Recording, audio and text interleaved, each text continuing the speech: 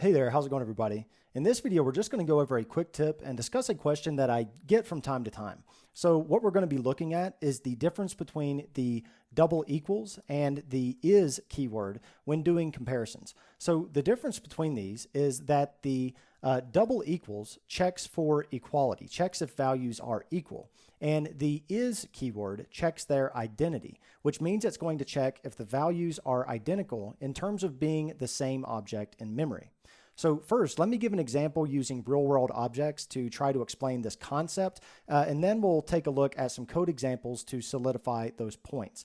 So let's say that I wanted to compare soft drinks at a party. So let's pretend that my brother and I both have a drink. So he has a can of Coke, and I have a can of Pepsi. So let me write these down here. Now, try to think of these as actual objects in the real world and not Python strings for the moment, just so we can conceptualize this. So if he had a can of Coke and I had a can of Pepsi, if we compared those for equality using the double equals comparison, then those wouldn't be equal because he has Coke and I have a Pepsi. Those aren't the same.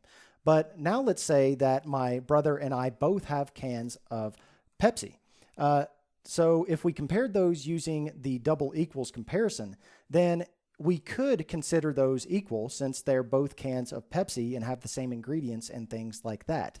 But ultimately, equality can be a little subjective. It just depends on the objects that you are comparing and kind of what the developer considers equal. So for example, if maybe it's good enough if these are the same types of soft drinks that we could consider those equal. But maybe, just depending on how we set up our program, these would only be equal if they were both Pepsi and they were both in blue cups or something like that. So equality can be a little subjective, and we'll take another look at an example of this once we actually look at some code. Okay, but now let's see if we were to compare our drinks using the is keyword instead. Then this wouldn't be true because the is keyword checks if they are actually the same object. So in this example, we have two different cans of Pepsi. And even though we could consider those equal since they're the same type of drink, they're still different objects. So for example, if I was to put a lemon in my drink, then my brother's drink would still stay the same. It wouldn't have a lemon in it. Now, I could change that real world example and instead say that my brother and I are going to share the same can of Pepsi. So we can describe that in multiple ways. So this would be like having multiple variables that point to the same object. So I could say, Corey's drink is a can of Pepsi.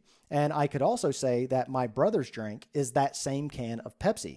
So now, if we were to check if me and my brother's drinks for equality using the double equals comparison, then that would be true because they're the same object. But if we compared the drinks using the is keyword, then that would also be true because we're sharing that exact same object.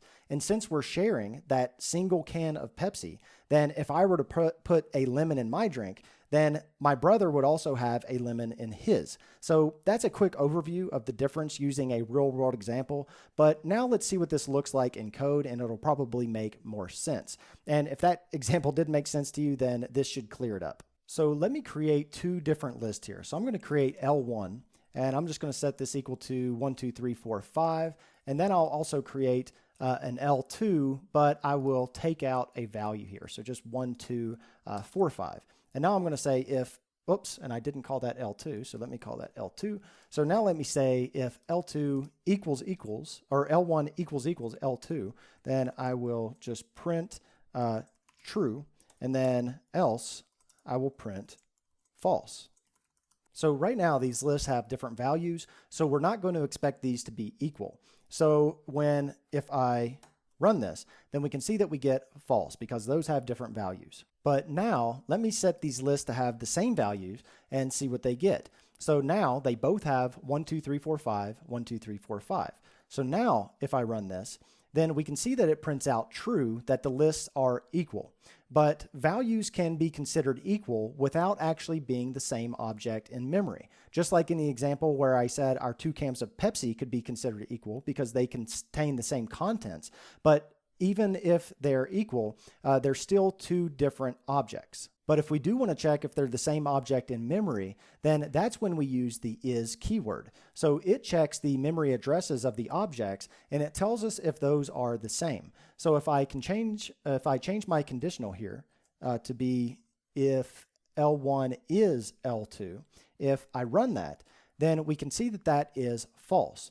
But now let me set my second list equal to the first one. So if I say L2 is equal to L1, now the second list is going to be equal to the exact same list object in memory as our first list. So now if I run this, then we can see that now that prints out true. Now, since list objects are mutable and these are equal to the same list object in memory, it means that if we change one, then it will also change the other. So let me do that and see if we can see how that looks. So I'm going to comment out our if statement here, and I'm just going to say L1, I'm going to set the first value of L1 instead of 1, I'm going to set that equal to 6. And now I'm going to print out both L1 and print out L2. So if I run that, then we can see that when we change that value of L1, it also changed the first value of L2 as well, because those are now equal to the same object in memory. Now, the reason it does this is because lists are mutable. If you'd like to learn more about mutable and immutable objects, then I'll leave a link to my video specifically on that subject in the description section below if anyone is interested. So like I was saying earlier, the is keyword compares the object's memory locations to see if it's pointing to the same object. So we can actually see an object's memory address by passing it into the ID function. So I'm just going to take this line out here. And I'm also going to remove this print statement or this conditional. I don't think I'm using that anymore. So now let me print out the memory locations by passing these into the ID function, and we are printing that out. So if I run this, then that prints out the object's memory address, and in this case they're the same. So really what the is keyword is doing in the background is checking if the memory addresses are equal. So we could write that using a double equals as well.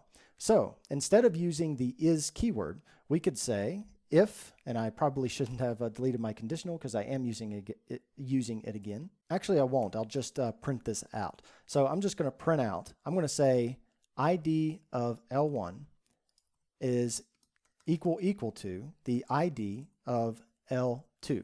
So if I save that and run it, then we can see that that prints out true, that the ID of L1 was equal to the ID of L2. So this here is basically what that is keyword is doing in the background. Okay, so I hope that that made sense. Okay, so I think that is going to do it for this video. I hope that that cleared up the difference between the double equals comparison and using the is keyword. But if anyone has any questions about what we covered in this video, then feel free to ask in the comments section below, and I'll do my best to answer those. And if you enjoy these tutorials and would like to support them, then there are several ways you can do that. The easiest way is to simply like the video and give it a thumbs up. And also, it's a huge help to share these videos with anyone who you think would find them useful. And if you have the means, you can contribute through Patreon, and there's a link to that page in the description section below. Be sure to subscribe for future videos, and thank you all for watching.